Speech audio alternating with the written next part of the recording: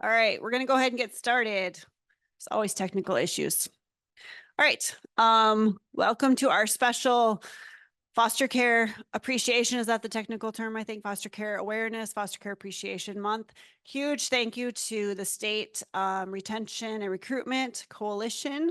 They paid for the meal from Olive Garden. They paid for our babysitters tonight. And thank you to our licensors and the whole group that put everything on tonight.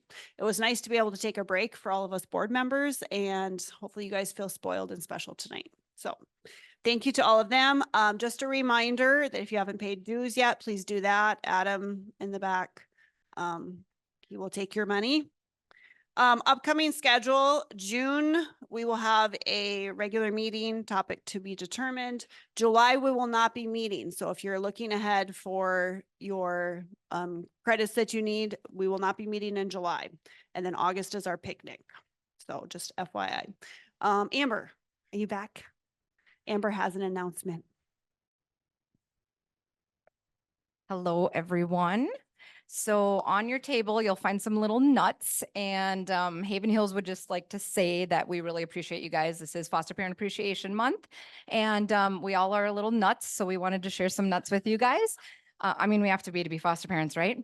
And then the other thing that the donuts, they're Haven Hills donuts. So this whole entire week, if you go to Bear Scat, both Bear Scats in Bismarck, the one in Mandan or up in Minot, and order a Haven Hills donut, for every donut that goes out the door, every Haven Hills donut that goes out the door, they are gonna donate $1 back to us. So, and then we can shower you guys with gifts. But the last thing I want to talk to you guys about, pay attention, okay? So we have a promotion going right now with Leslie, who actually designed all of this, because she's like the brains behind all of this, but it's called Sparkle and Support. Is there one on each of your tables or no? Okay, so there's a little QR code and it will bring you to a form. And if you know a foster family or foster parents that are in need of their house to be cleaned, we are running a little competition.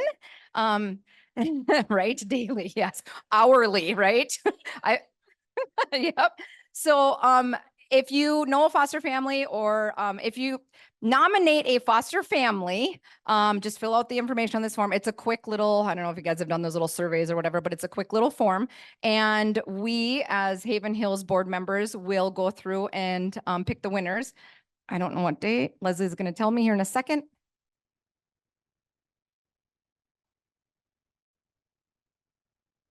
Perfect. So May 20th, the voting closes, or the nomination process closes. So we've partnered with 701 Cleaning. They are giving 4 hours of cleaning. We've partnered with B Cleaning. They're giving 6 hours of cleaning. And then we're partnered with Premier Carpet Shampooing, and they're going to do, it's kind of yet to be determined, like either 3 rooms or up to like $200 or whatever. So carpet cleaning, house cleaning, so on and so forth. So nominate a good foster family. I think that's it. So I'd be interested in Bobcat donating, like somebody to just take a Bobcat through my house and yard. Like, is that an option too? That's how we need to start, I think. The toys. All right. So that sounds super exciting. Good idea, guys. All right. So up next we have Bob. He's going to take it from here with some introductions and what they're doing.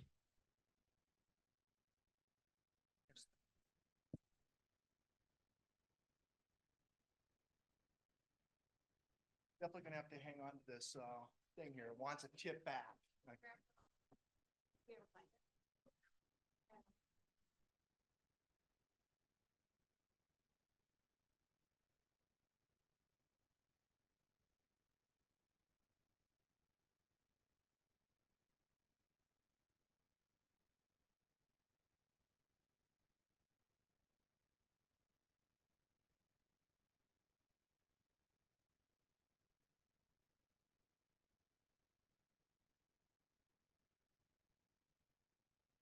I don't think the state would appreciate me dropping this laptop in front of everybody. All right. Hey. Got her. Thank you.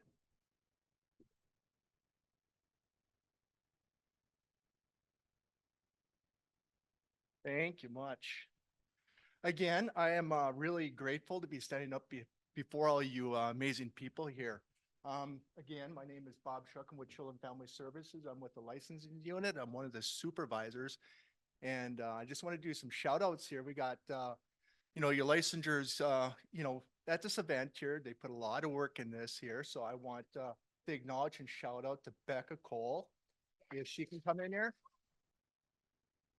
And for those of working with Becca in your home, can you guys raise your hands? Wonderful, wonderful. Amazing lady, that's for sure. And also we have Rachel Suda.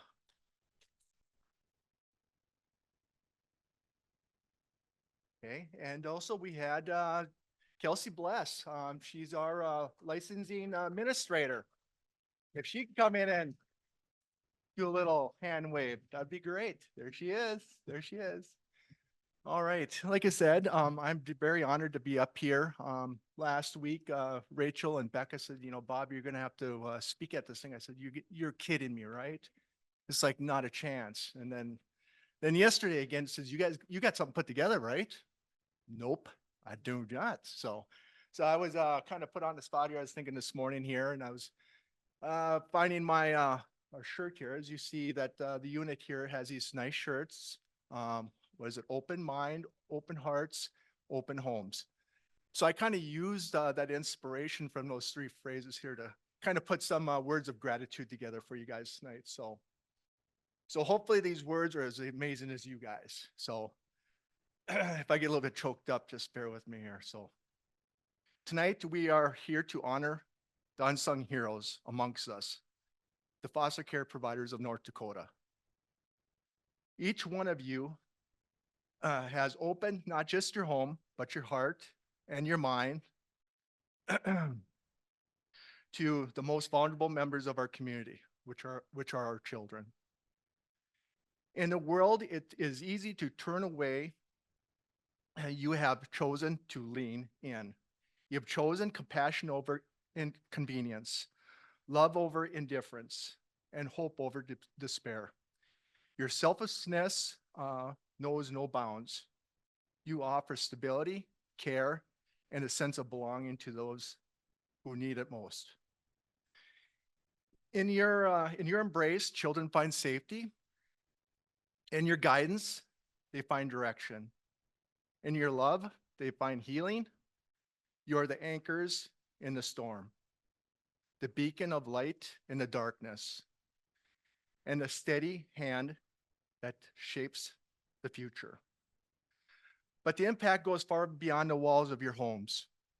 You are shaping communities, building bridges, weaving a tapestry of compassion that binds us all together. You are not just foster care providers.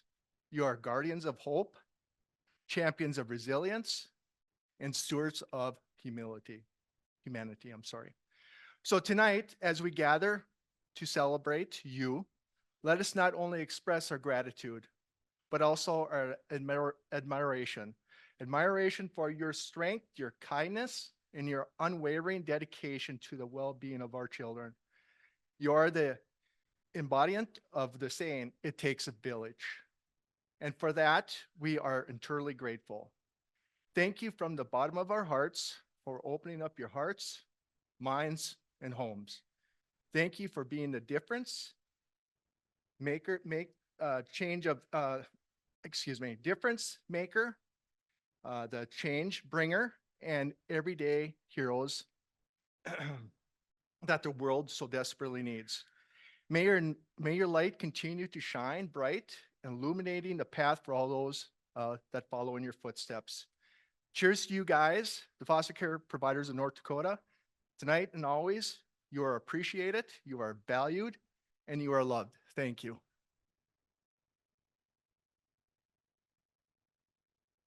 All right. Wow. Huh? Is it hot in here? Oh, you guys are all amazing. Appreciate every one of you guys. So, as you guys know, I came from the, bringing of, I started my career in child welfare back in the late 90s. Just a quick synopsis here. Prairie Learning Center, those that have known that facility was a group home for at-risk boys. And then from there, 2001, I went up to Burleigh County Social Services.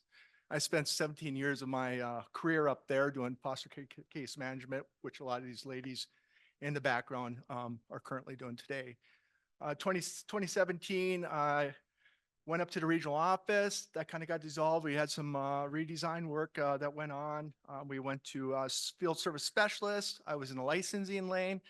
And today I get to work with 6 amazing ladies throughout the state. So very fortunate to be doing this work. So I appreciate you all. Thanks. Well, without further ado, we got memory preservation. Which one of you guys are taking that again? NaTasha. NaTasha, why don't you come on up here? We got NaTasha and Maria that are going to be our presenters here tonight from the AASK program. So I'll let you guys take it away. Yep.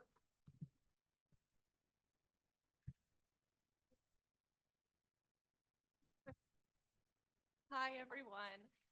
As you said, we're from the AASK Adoption Program, so we are the program. What do you need me to do? That's okay. I'll just hold it. I'll just hold it. Okay. So we are a program of Catholic Charities North Dakota. We provide adoption services to all children within the foster care system, and then the families, we provide supports and services to the families that adopt them. So as Bob said, I'm Maria Huizenga. I am the lead adoption specialist in the Bismarck and Dickinson office. I've been doing this for about 6 years, coming up on 6 years. And I'm NaTasha Sawicki, and I work for Catholic Charities as well under the AASK program, and I work for Post Adopt. And I'll talk after Maria's done. Okay.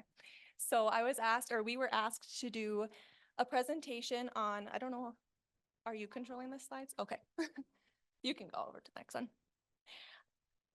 So we were asked to do a presentation on memory preservation in adoption and foster care. So they wanted us to, or me to talk about the impacts of memory preservation, the importance of it, what AASK does in order to gather information to preserve children's memories in their past, what foster parents can do to better assist in that process, some different methods that could be beneficial and helpful and useful. And then we'll kind of end with a little presentation on post-adopt. So impact, you can go to the next slide. Impact, and sorry, I'm a little nervous. That's why my voice is shaking. Sorry.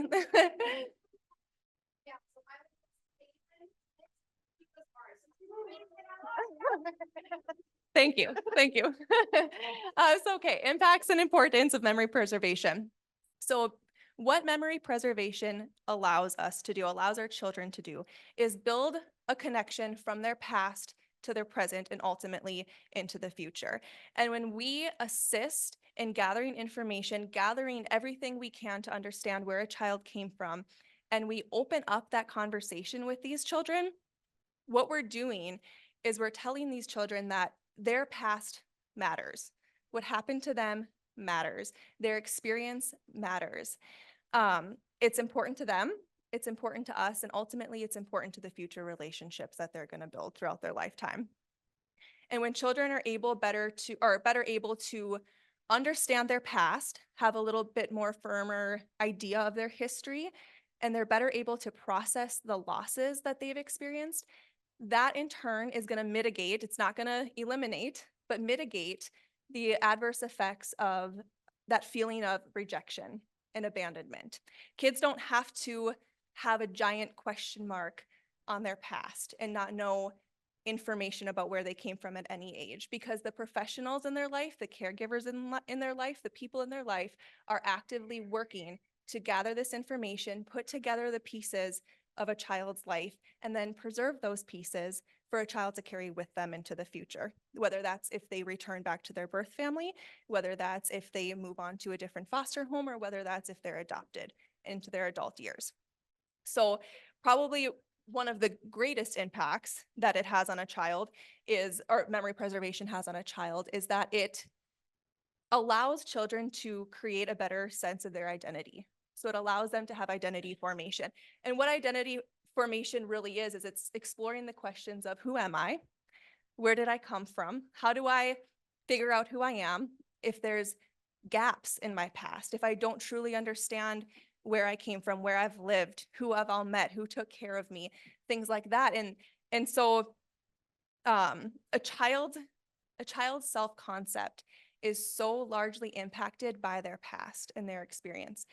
A child's self-concept is largely impacted by knowing the similarities and differences between where they came from, who they've known, who their birth parents are, who their birth family is. And a child's self-concept is largely impacted by how their past, how their story and history is being treasured and supported by the people currently taking care of them, currently in their life. That's why it's so important that we help them gather this information so they can develop a better sense of who am I? So ask the next question, the next slide, some things that ASK does to help kind of gather information about a child's past and piece together the child's life and their history. So honestly, ASK tries to accumulate anything and everything they can. We are requesting records beyond belief. We're requesting medical records, dental records, immunization records, mental health records. If they've ever had a history of residential placement, we're requesting those. We are requesting family trees from tribal entities, relative searches from tribal entities. If they have birth parents or grandparents that are deceased, we're trying to track down those obituaries and save those. We're trying to track down any pictures of the child prior to coming into foster care placement and through their time of being in foster care. Let's see. Yeah, all sorts of records. So the State Form 930, this is something that is very difficult and very rare for us to obtain, but when we do, it is so significant for a child in foster care, whether they're adopted or not. It is a very significant thing. So it's the state form is the birth parent background information form. And what it is, it's a lengthy document that is typically should be completed by a child's birth parent. That's why it's oftentimes hard for ASK specifically to obtain, because sometimes we don't know where birth family is, especially if termination already occurred, or we send it and we don't receive it back because they didn't complete it. But when they do, we have received them before. And when we do, there is information in there that goes beyond just the superficial, what we know about birth parents. It talks about hobbies, interest. It talks about past work experience, past educational experience. It talks about relatives beyond just names. It talks about, I think there's questions even about like hair texture or hair color of the birth parents' siblings, eye color of the birth parents' siblings, different jobs that the siblings have had, things that most of us in this room probably know those things, but it's taken for granted because a lot of children in foster care may not ever have access to those things. Again, difficult to obtain, but when we do, it is a wealth of knowledge for the children who are able to have access to it. So child preparation activities. So there's any child that is become active in the ASK program, we do monthly child prep activities. And what those are is us, the ASK workers, really trying to get to know the child and understand where they come from in their history. So these activities are going to look different, completely different based on the child. Whether it's going to depend on their age, it's going to depend on their development, it's going to depend on how long they've been in a home, it's going to depend on how long they've been in care. And there's a lot of factors. It's going to depend on if they're a child that's being recruited through our program, so they don't have an identified adoption resource, or a child that is identified with a family, typically their foster family. But a couple of these child prep activities that I personally have found so beneficial in putting the pieces together for a child and then giving them something to hold on to for in the future.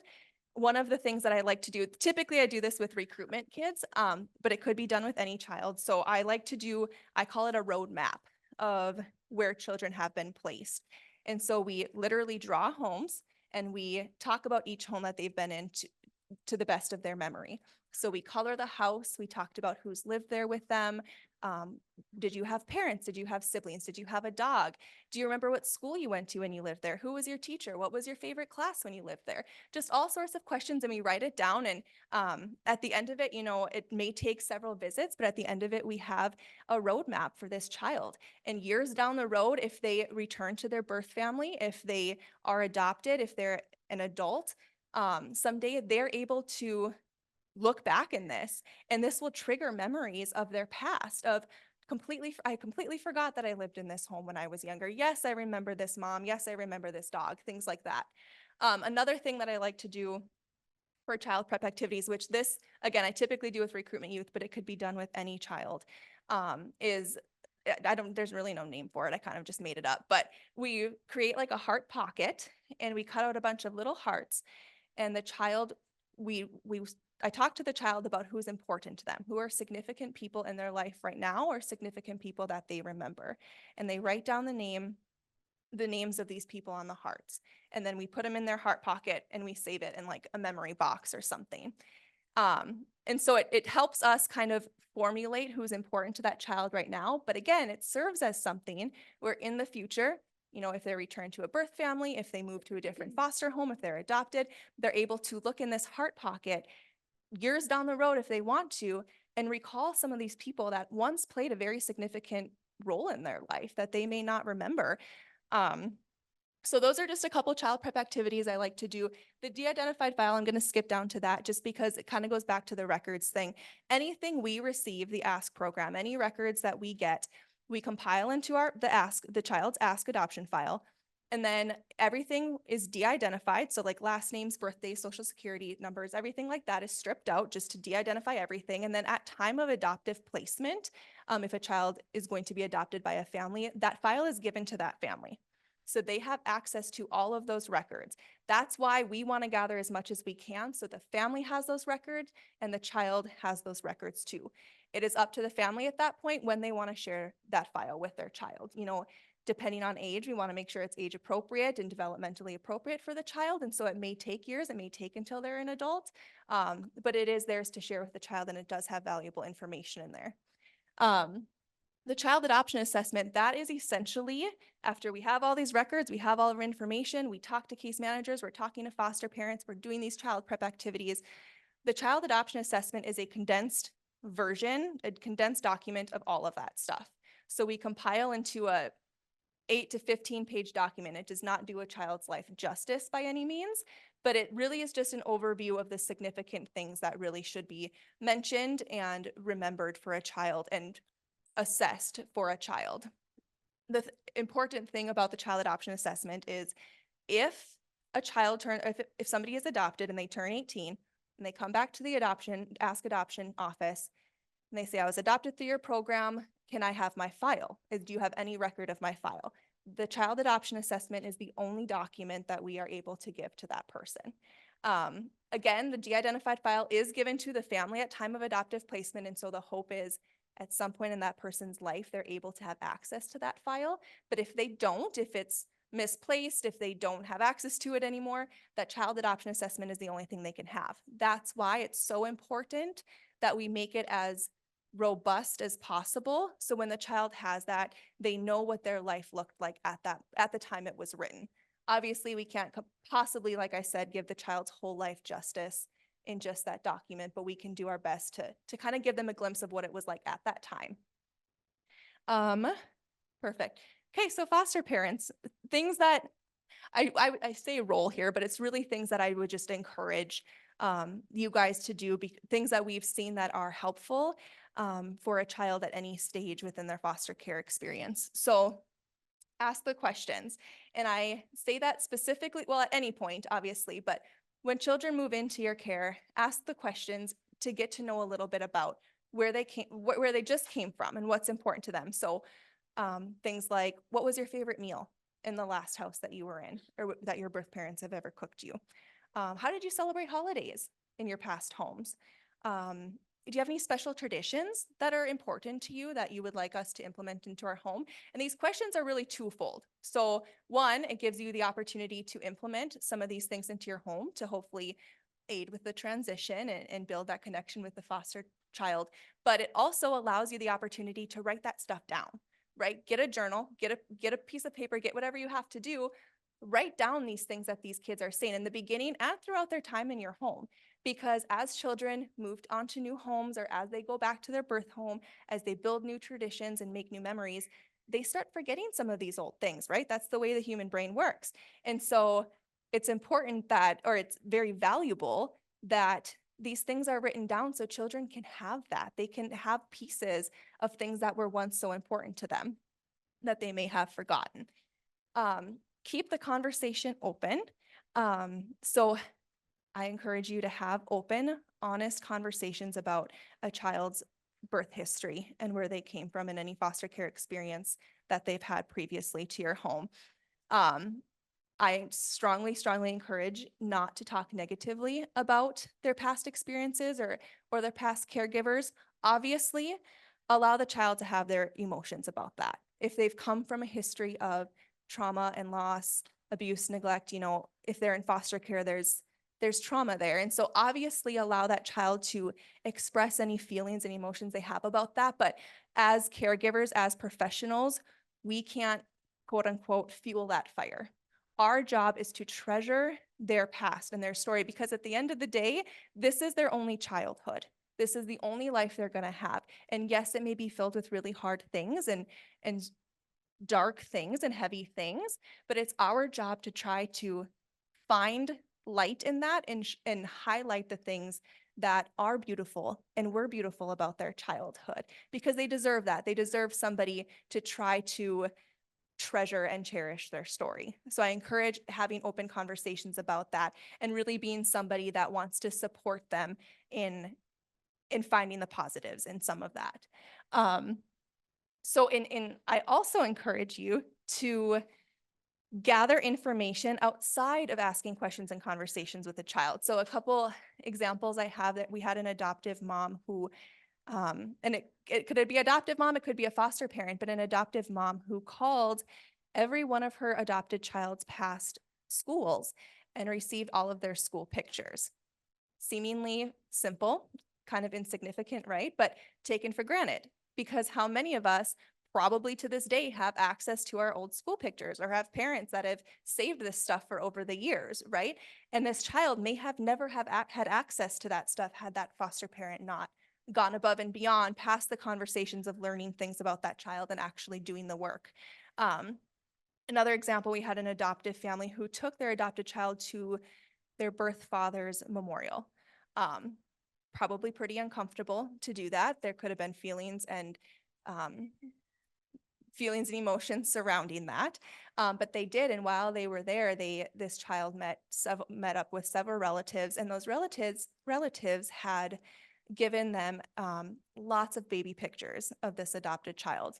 Again, something that a lot of people take for granted. This child likely would have never had access to those baby pictures had that family not have gone out of their comfort zone and gone to the memorial. So I encourage you to keep an open mind and heart and to open door to opportunities that may gather more information about the child's past. How can you have access to some of this stuff, all these gaps in this child's life? How can we be creative in exploring that and filling the gaps for the child?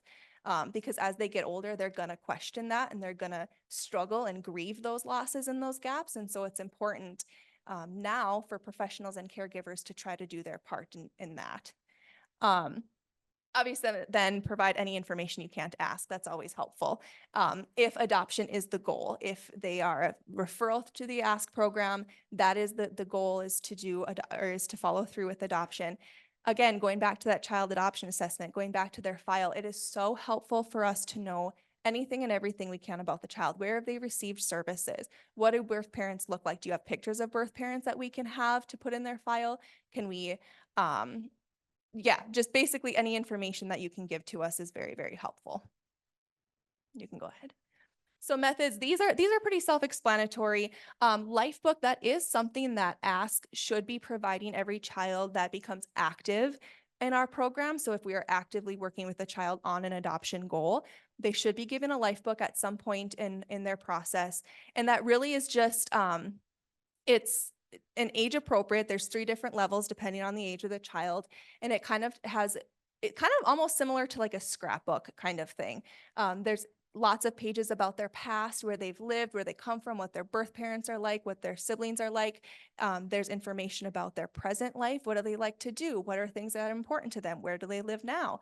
And then their future. What do they want to see what do they want to be when they get older? What do they want to see in their life?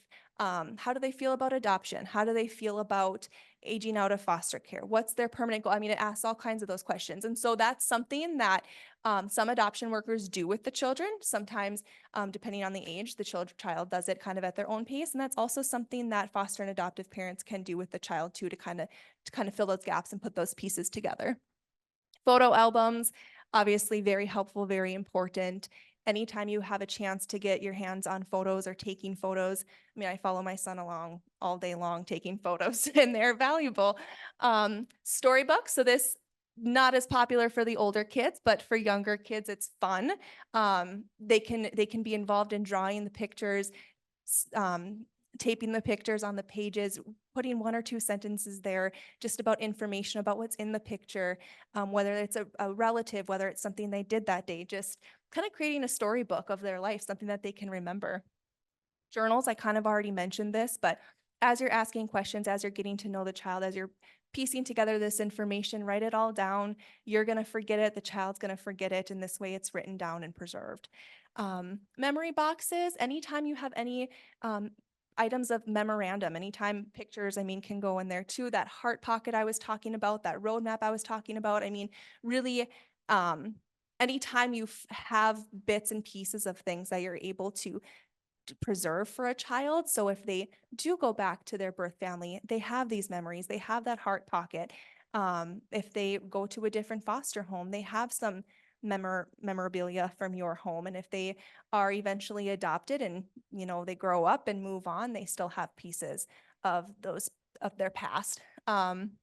In child adoption assessment, again, they turn 18. That is the only document that they have access to if they come back to us. So we really try to make that as robust as possible and put as much information in there as possible, so that they have a good overview of their situation at the time it was written.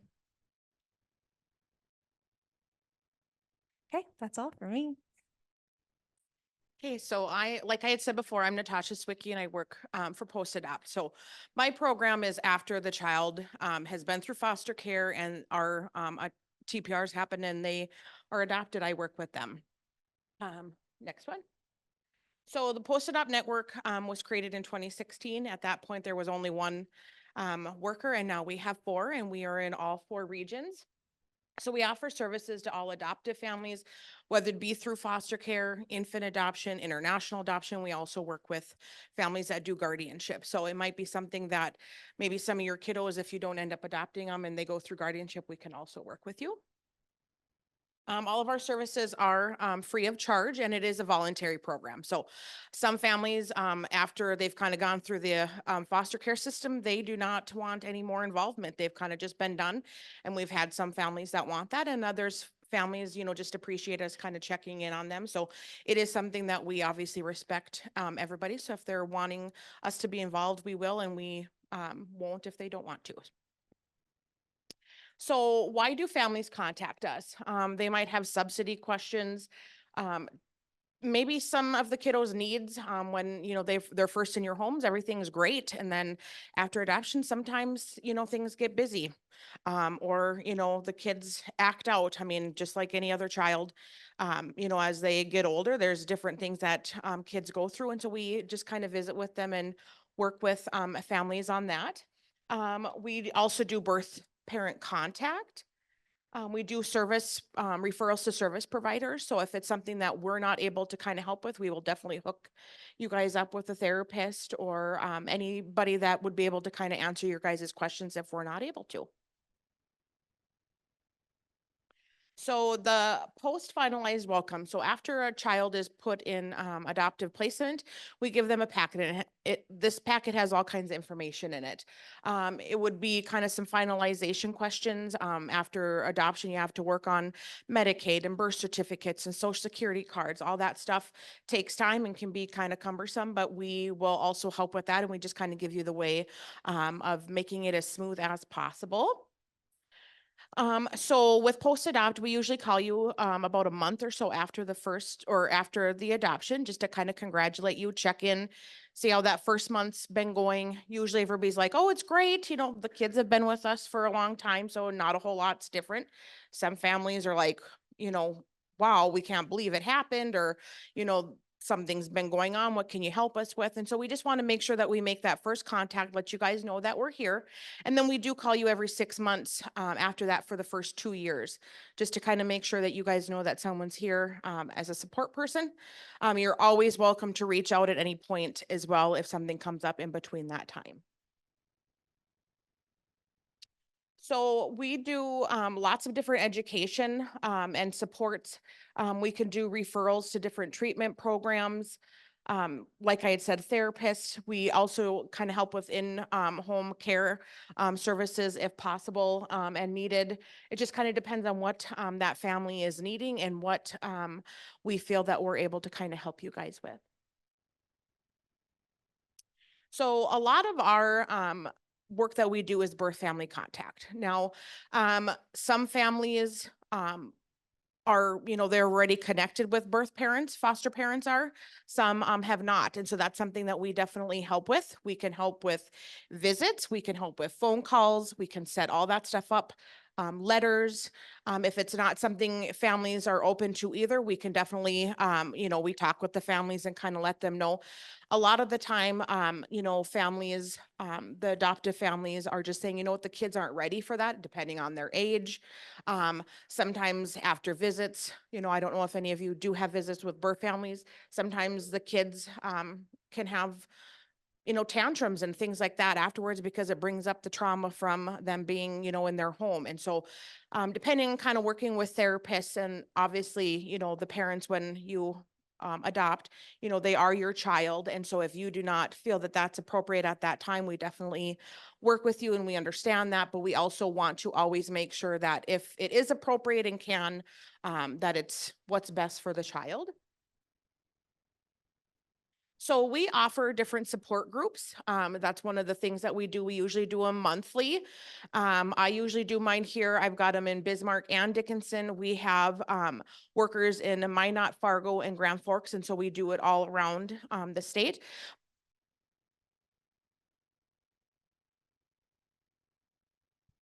We usually get together with parents and we just kind of visit. It doesn't necessarily mean that you have to have something going on in your home, you know, you're needing services. It's just a great way to kind of connect, just like this is right here with you guys. You know, you're able to kind of be with other families. And so my support groups have really been going great, and I enjoy meeting with families and just kind of listening to what is going on in their home, and just being that support person that is definitely just kind of helpful for families as well. We also have a Facebook support group, so that's something too, if, you know, families aren't always able to kind of meet during our time, so that's always out there as well. So we do lots of different services. We will develop supportive service plans in homes. If things are kind of not going well and we want to work on, you know, kind of a plan to see what we can do to try to make things go more smoothly, we will visit with families. The child is also included, and we kind of just write something up and we try to follow that. We do check-ins to make sure things are going well, and if they need anything during that time, we will work on that. We, like I had said, we do the regular check-ins. We also do monthly webinars. You guys are more than welcome to check those out as well. We'll do different trainings on different therapies. We've done trauma issues. We've done birth family contact. I mean, there's all kinds of them. So that's something you're more than welcome to check out as well. We also do Hope for the Journey and Connected Parenting. We also work with Mike and Kristen Berry with the Honesty company, and we do different trainings with them, and we also do the Nurtured Heart program. So this is a new thing that we have, which is parent-to-parent mentorship. And so what we do is we have certain families that, you know, have maybe adopted multiple times, have kiddos that have higher needs, and we try to connect them obviously with families that maybe are doing have a kiddo the same way, so that they can kind of just have that support person. And it's been very helpful for families, even if it's just kind of talking, realizing you're not the only one going through the same things. It's just kind of nice to know that you're not going crazy, and that other people are you know, dealing with the same stuff as you. So we also do camps and retreats. This is probably one of the most fun things that we do. And so we do it twice a year. We do Camp Connect, which is in the fall or summer here, which is a new place this year. It's going to be in Lakewood, in Devil's Lake. And we get together for the weekend, and the parents usually have a training, and the kiddos get to hang out with us staff, and we kind of just do lots of fun activities. A lot of the kids really enjoy it because they are with other kids that have been in foster care as well as adopted. You know, a lot of kids out there don't think anybody else is adopted. I'm the only one. And so it's kind of nice to have them connected. Parents also really enjoy the information, but also just connecting with parents that have kind of gone through the same stuff. We also do the same thing in the winter, which is at Crystal Springs. We also do a mom and dad's retreat. We usually do that in about April. So we just got done with those. We get together usually in Fargo or Bismarck, and we kind of just have a day of fun for the dads and moms to do different activities without kiddos and husbands and wives, and they just kind of get to spoil themselves. We do family and community events too. And so for kid events, you know, I've got one here on Monday night. We're going to Sky Zone. We'll do bowling. We'll do family events. We'll have like hockey games. We've done amusement parks, going to the zoo. And then we also just do parent nights out where parents get to go and maybe go to a movie and have dinner or go axe throwing, kind of something that you don't always necessarily want to take your kiddos with, but you kind of just need to get connected back with your spouse. So we also have a respite grant, which any family can utilize, and it's either 15 hours a month or 2 overnights. We do pay the provider. The only thing is that the family has to find someone to provide that care. Doesn't have to be anybody licensed. It could be your neighbor, anybody that you feel comfortable and they are willing to watch your kiddos. It's a really simple, easy application, and I know a lot of families definitely benefit from it. So here is our website. If anybody wants to check it out, like I said, the webinars and stuff are on there, so there might be some good information. And here is just our contact information, and everybody, Bailey's in Fargo, I'm here in Bismarck. We got Nikki and Minot and Dion in Grand Forks, and Jackie is our supervisor, and she's in Fargo. And there we go. There's our information.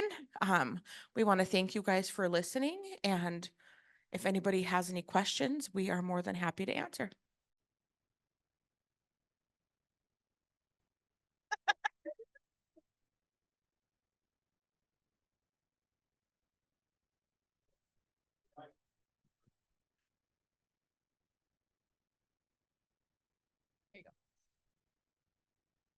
Maria, when you were talking about the one family going back and getting all those school photos for their adopted kid, are there any other examples of that? Because that's one we took notes on. But are there any other things like that that are accessible to us as providers, but maybe we aren't thinking about it, but we just have to do it? That's a great question. You're putting me on the spot. Off the top of my head, I'm not 100% sure, but that is a great question to ask case managers or really anybody right now, because you can do those things while the child is still in your home and for the purposes of foster care, right? They don't have to be adopted. And so you can, I think it would be worth kind of exploring that with the case manager or even child through the conversations with the child. I think you would gather quite a bit of information about what is important to them, and then thinking, okay, what things can I derive from that, you know, whether it's past foster families. Can I reach out to them and have them write a letter to put in their memory box? We've gotten letters from past foster families or pictures from past foster families too, that people put in their memory boxes. So I'm not really answering your question because I don't really have any good other ideas off the top of my head, but yeah.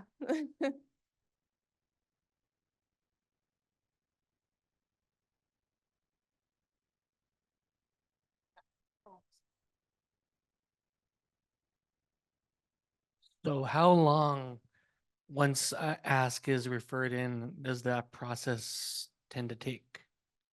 Yeah, just like from the referral to, obviously the TPR is either in process or has happened at that point. How long is that process? Yeah. So actually ASK becomes involved in a case now the day that it becomes a concurrent plan on a child's goal. And so that could be, it's not supposed to be, but it could be a year before TPR. It could be 2 months before TPR. And so it largely depends on what the case looks like and that progression. So I can't give you like a specific timeline. I will say our goal, if a child has an identified family that they'll be adopted by, the goal is for us to have an adoption finalization complete within, I say this lightly because it's a work in progress right now, but the new goal is 60 days between termination of parental rights and finalization. At this point in that process, it's going to take longer than 60 days because there's a lot of factors that go into that. It depends on when TPR occurs. It depends on if we have an adoption home study done before then. It depends on how long court takes, subsidy negotiating takes, attorneys take, all of that stuff. But that is the goal. So between referral and starting that, I can't really give you a definite answer, but I will say once ASK is actively working with the family, it should be, the goal is to get it between, 60, 90 days.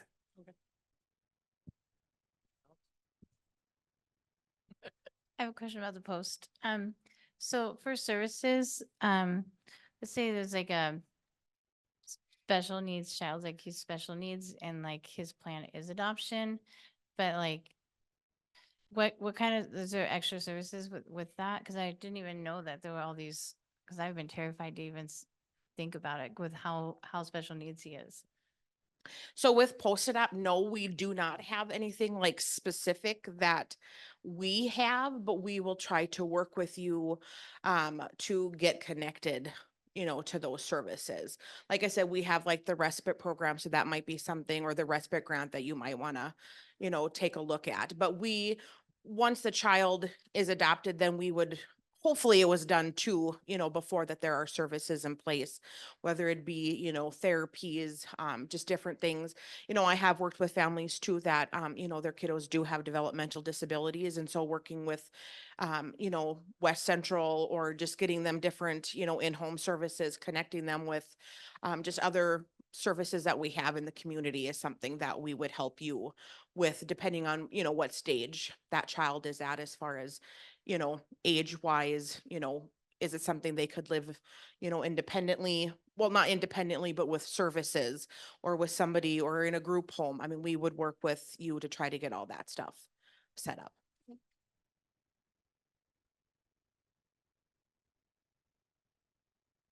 To clarify, if we adopt out of foster care, that child can remain like on Medicaid till they're 18, right? Yes. Okay. Or 26, 23, 20, 26? For sure 18. So what I know, I don't know, Amber, if you know more than me, maybe. So this is what the subsidy program in Medicaid tells us. So what the policy is in North Dakota is the children that are adopted through foster care, you have the option to maintain Medicaid as primary insurance for that child, or put them on your insurance, your private insurance, with Medicaid as secondary coverage. And so they can pick up those extra costs. Medicaid can stay in place until the child's 18, unless they provide evidence that they are in some sort of education. So if they're finishing up high school, if they're going on to a certification program or college, if they provide some sort of evidence of that, even like a class schedule, Medicaid can maintain until they're 21. But I'll look into it. No, yeah.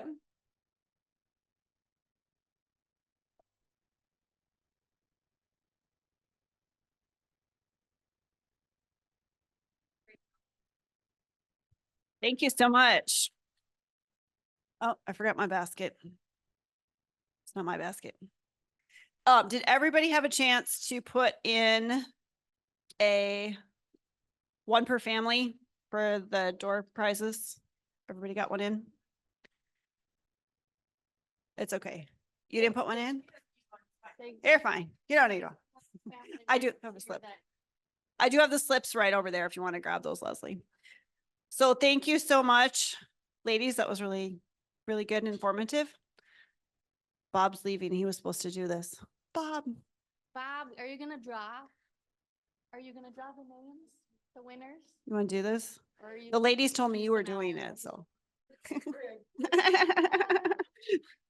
I just don't want to do it. I think my name's in here, so. Yeah, please. All right, everybody got one in?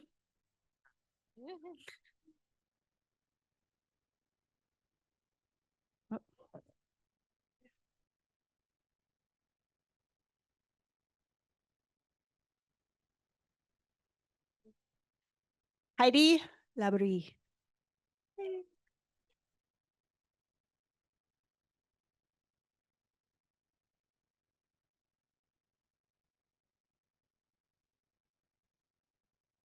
Darla Tusher. Woohoo, Darla.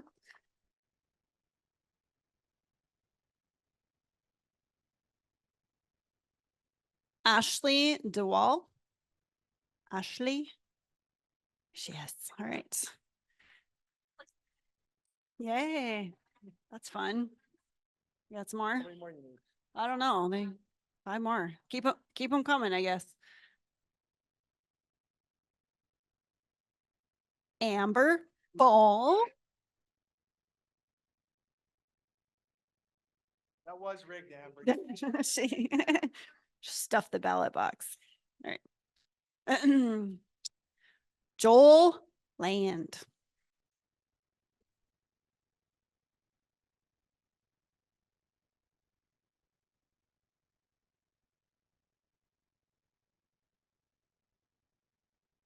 Wes Gunhammer.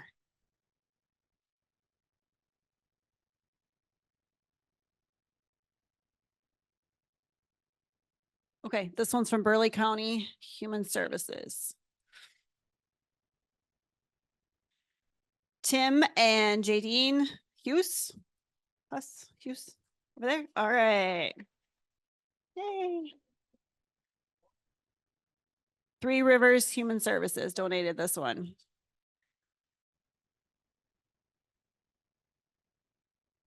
Okay. Miranda and Kyle.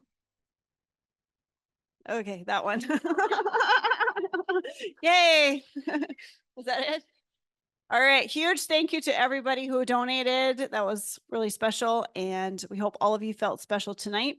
I do have one special announcement. One of our own is up for Hometown Hero.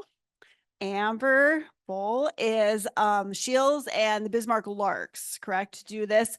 So they have several people nominated in the community that represent different organizations. Amber is representing Haven Hills, the foster care community.